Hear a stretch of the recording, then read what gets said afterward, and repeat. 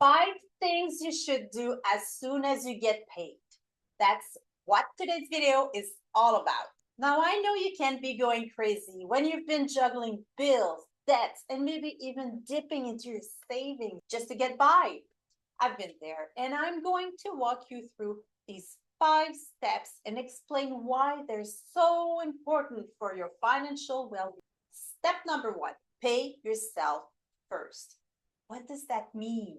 Well, right after you get paid, the first thing you do is set aside a portion for saving before anything else. And I'm not talking about saving for your next vacation or new pair of shoes. I mean saving for your future, your retirement, your peace of mind. For most people, I recommend at least 20% of your income to be set aside for saving. If you think that sounds a little steep, let me break it down for you. If your monthly income is $2,000, that's $400 off the top for savings.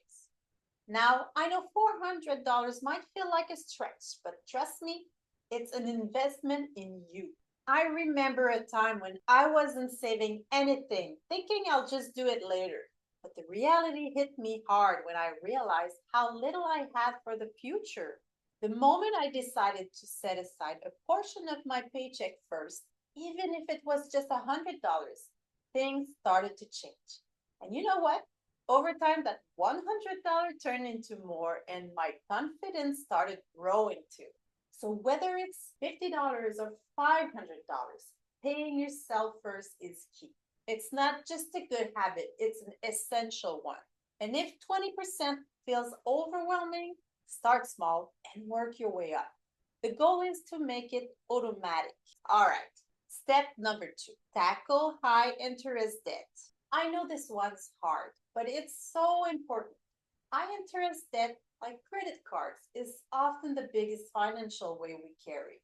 Every time you make a payment on it, you're essentially throwing money away in interest. That means your debt keeps growing even if you're paying it off. Here's what I recommend: use another 20% of your paycheck to pay down this debt. I know it's not glamorous and it can feel like you're not getting anywhere. But listen, every time you pay down high interest debt, you're saving yourself money in the long run. Plus, you'll have that weight lifted off your shoulder. I personally made that mistake of ignoring my debt for years, thinking it would magically go away. It never did.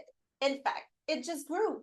When I finally got serious about paying it off, I felt a huge weight lifted off my chest. It wasn't easy, but it was worth it. Now let's go with step number 3. Cover your essential expenses. 50% of your paycheck should go here. This is the part that goes towards rent or mortgage, utilities, groceries, transportation, and any other necessities.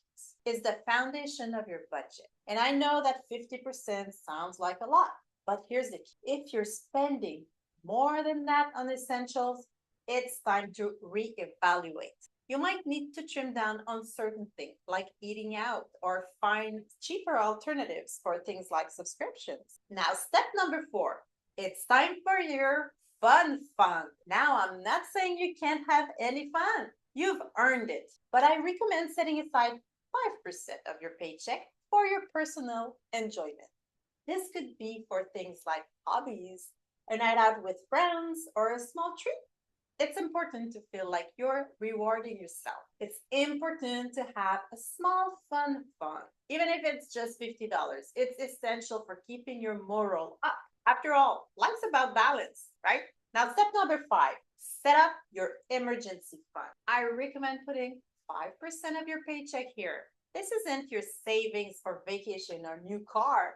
This is your safety net. You never know when an unexpected expense is going to come up, whether it's a car repair, medical bill, or a job loss. Now, an emergency fund doesn't need to be huge at first. Maybe just $100 to start. But once you've got even a small emergency fund in place, it'll feel like a weight is off your shoulders. You'll know that you're covered in case life throws you a curveball. You should have at least 3 months of essential expenses within your emergency fund. Would you like to be able to put more into one of these steps? Watch my next video on how to start a side hustle with just $100. See you there.